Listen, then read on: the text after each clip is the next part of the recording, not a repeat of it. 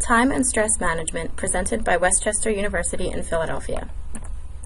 Let's begin with a brief exercise. There are 168 hours in a week. How many hours are you using? To complete the time management calculator exercise, you will need a piece of paper and a pen or pencil. You may also use a calculator. Beginning with 168 hours, subtract the number of hours per week you spend doing each of the bulleted items on this slide. Feel free to pause the presentation while you complete the exercise. How many hours, if any, are you left with? Does your calculation show more hours remaining in the week than you thought, or less remaining time than you thought? If you are surprised by your final number, you may need to take a look at how you're spending your time on a daily basis. The rack method will help you do just that.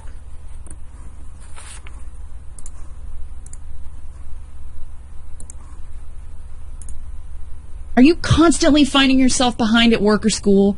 Do you arrive at the end of the day and realize you've accomplished nothing on your to-do list? Well, odds are you're not very good at time management. And that is not doing your psychological health any favors. In fact, a study published in Work and Stress found that workers who didn't productively manage their time felt less in control of their lives. Here's the good news. You can get better.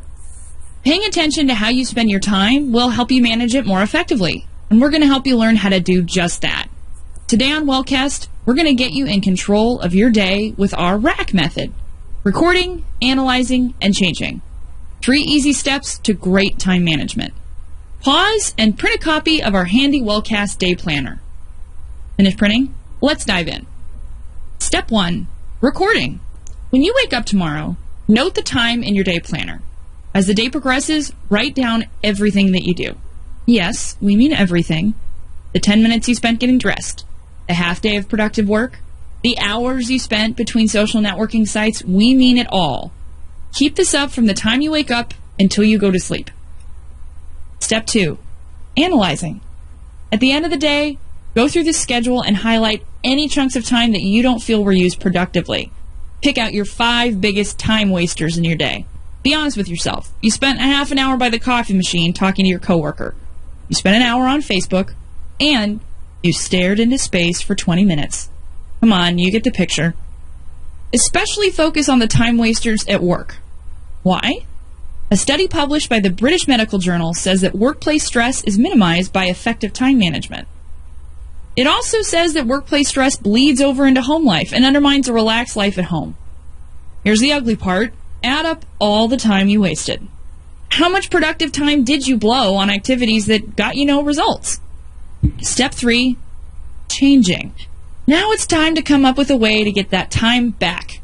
Here are 3 ways to change your time-wasting habits and become a better time manager. Prioritize. To-do lists are a really effective way to manage your time and your priorities.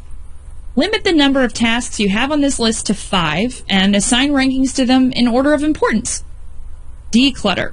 Not only is decluttering great for your health, but you won't waste time digging around piles of stuff to find that one piece of paper that you really need. Check out our Wellcast on Clutter for some helpful tips on lightening your load. Schedule. Hey, we all try to kill 2 birds with 1 stone, but odds are multitasking will actually just stress you out and delay you even more. Instead, set aside blocks of time for individual activities. For each activity, set start and stop points. This way your day is cleanly segmented. Then stick to this schedule. Try going 1 week using these tips to reduce your wasted time. At the end of a week, go figure out where you've improved your time management skills and how much time you've saved. Let's recap. Today you learned how to manage your time better by using our Wellcast rack method. You recorded, analyzed, and hopefully changed how you use your time. And you did this by learning how to prioritize your most important tasks, declutter your workspace to save you time, and you learned how to build yourself an effective schedule to block out your day. Hey, how did rack work for you? We want to hear how much time you were wasting and how much you're saving now. Tweet us at WatchWellcast, email us at watchwellcast@gmail.com, or leave a comment down below.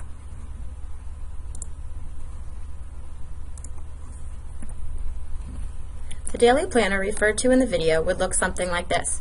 Rather than using the planner to plan ahead, use it to fill in everything you do when you do it for a week. Then, analyze your week, paying close attention to time wasters.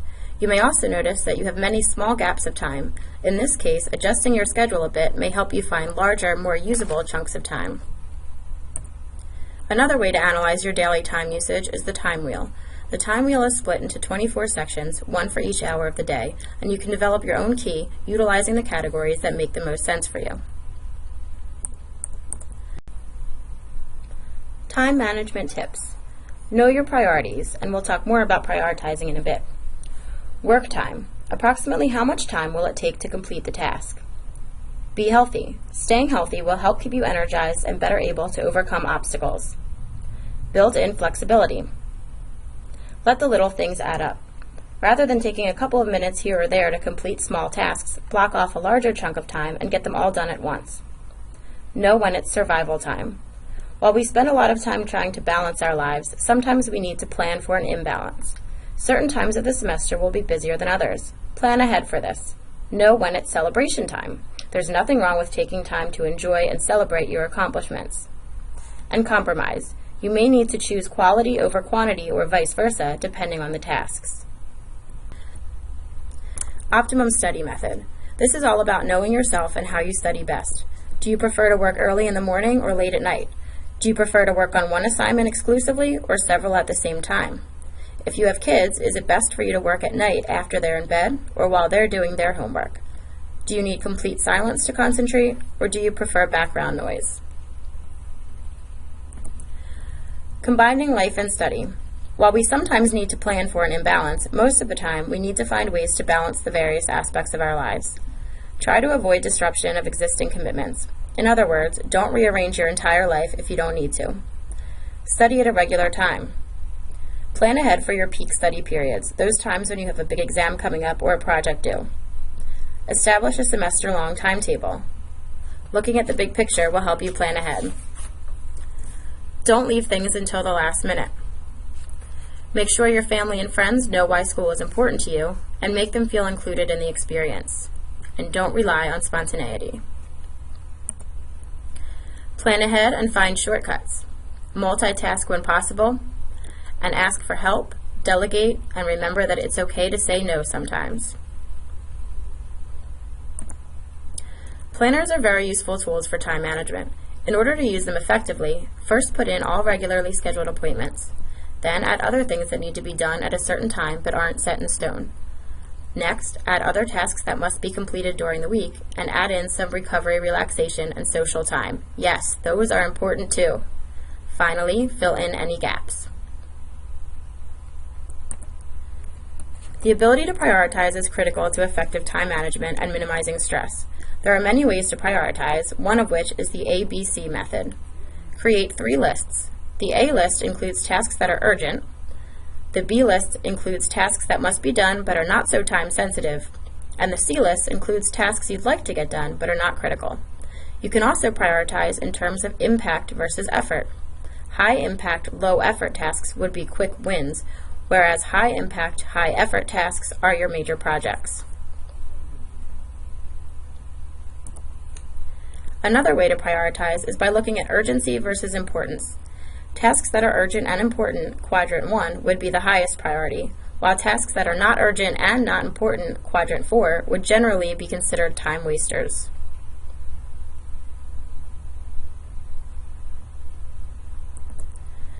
One of the most common obstacles to effective time management is procrastination. Before we talk about procrastination, let's hear what Ellen DeGeneres has to say about the topic.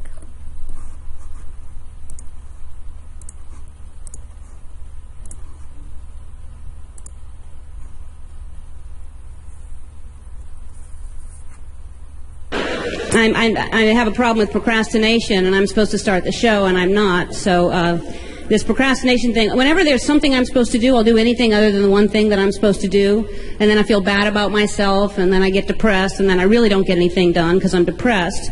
And I told a friend of mine about this problem, and she said, you should go to therapy. And I thought about it, and I thought, well, wait a minute. Why should I pay a stranger to listen to me talk when I can get strangers to pay to listen to me talk?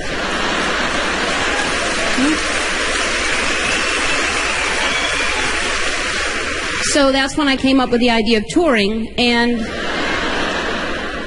I thought, now I have to write a show. So I thought, what do I want to say? what do I want to talk about? So I sat down at my desk, and I was staring at my desk, and I thought, wow, that's dusty. I can't write with my desk all dusty like this. So I went downstairs to get a rag, and on the way downstairs, my kitten was on the stairway playing with a piece of dust or something, and I went to pet the kitten, because they did the thing where they roll on their back and show you the belly, and you got to reward that. You can't pass that up. So I sat down, I was petting the cat for about, I don't know, 45 minutes, something like that. And then I went downstairs, and by that time I'd forgotten why I went downstairs. And I was staring around trying to remember, and I thought, I should paint this room. I wonder what color this is. It looks like a white, but I'm sure there's some fancy name for it. All these people, what kind of job is that to come up with a name for paint colors? You know, all the different color whites, like eggshell or linen or lily or off, all the different ones, you know. And I thought maybe yellow, you know, canary or banana or smoker's teeth, you know, something that would be. I thought, I've got to write. So maybe if I put music on, it'd be more inspiring. So I went over to the cabinet where I keep all my CDs. You should have seen that thing. Total disarray. Just, everything. Meatloaf was next to the Cranberries, which I thought it'd be funny one night to organize it by food when I was drunk. Really nothing else was in there except bread. And just all kinds of weird, like the Doors and the Carpenters and Nine Inch Nails were together. And that doesn't help anything. So I thought, I've got to organize this. I can't put this off. And so I'm sitting in the hundreds of CDs, and the phone rang, and it was a friend of mine, and I said, I can't talk, I'm writing. And so she said, I can't believe you. You're so disciplined. I have such a problem with procrastination. And I said, well, we should go to lunch and talk about that. So we went to lunch, and we were talking about procrastination, and the waitress overheard us, and she said, I have a problem with procrastination, too. I said, really? Get my sandwich. And so, but that's when it hit me, that's what I should talk about, procrastination. That's a problem everybody has. That's universal, procrastination. And then I said, who am I kidding? I'm never going to get around to writing about procrastination. And so my friend said, that's why I brought this videotape. If you watch this guy, he keeps you focused, he keeps you on track, you'll never procrastinate again. So about a week later, I'll pop in the tape. I find that if you don't press play right away, something's on TV.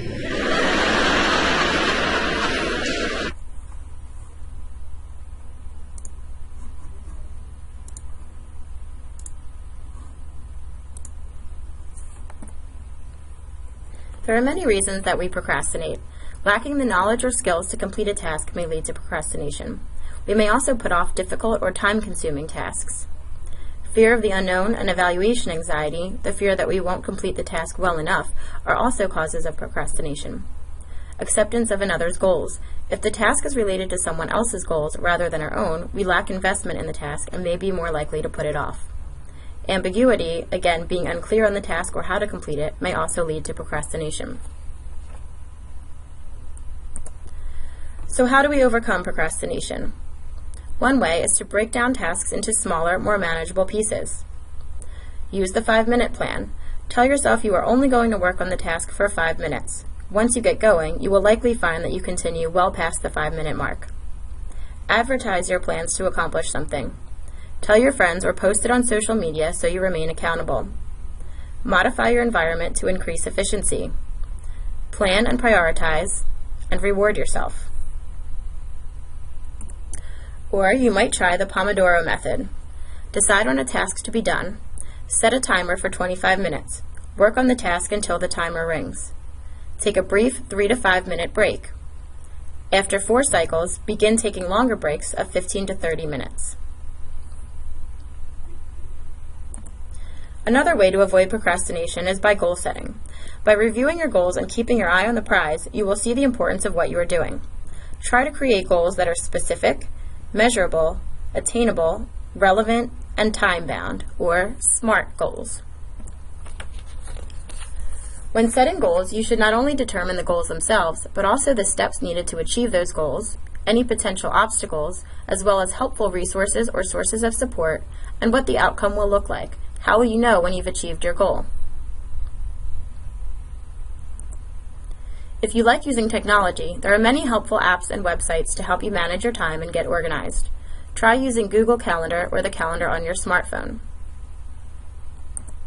Exam Countdown lets you know how soon your assignments or exams are due, helping you to prioritize your studying. iStudies Pro combines your calendar with your list of assignments. Evernote allows you to store notes, photos, lists, pretty much anything in one place. Remember the Milk allows you to create multiple to-do lists in different categories. Timeful shows your events and to-do lists in one place and suggests when to get things done. It can also help you start a new habit and track your progress.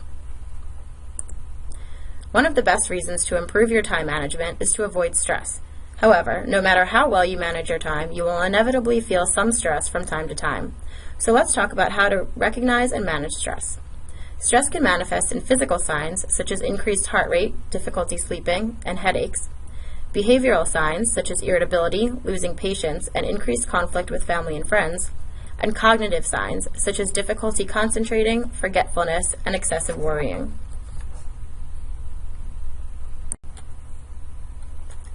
Nine ways successful people defeat stress. Have self-compassion. Remember the big picture. Perspective means a lot. Rely on routines. Take 5 or 10 minutes to do something interesting. This doesn't necessarily mean something fun or relaxing, but research shows that interest actually replenishes your energy. Add where and when to your to-do list. Use if-then statements for positive self-talk. For example, if I have a big exam coming up, then I will stay calm and do my best. See your work in terms of progress, not perfection, and think about the progress you've already made. Know whether optimism or defense pessimism works best for you. Are you motivated by the desire to go for it, or are you motivated by a desire to keep danger and negative outcomes at bay? In other words, are you motivated by promotion or prevention? Some other stress management tips include visualizing calm, putting it on paper. On one side, write the stressors you can change. On the other side, write the stressors you can't. This may help adjust your perspective and allow you to focus on the things you can change. Try scaling your stress from 1 to 10. Practicing mindfulness, engaging in physical activity, creating a mantra, smiling, stretching, or petting an animal. Perhaps the simplest stress reliever is breathing. If you are feeling stressed, recognize your stress signals, take a deep breath, and let it all out. Thank you for watching WCU Philly's Time and Stress Management presentation. If you have any questions, please contact Marcy Cohen, Program Counselor for Westchester University in Philadelphia at mcohen@wcupa.edu or 267-386-3014.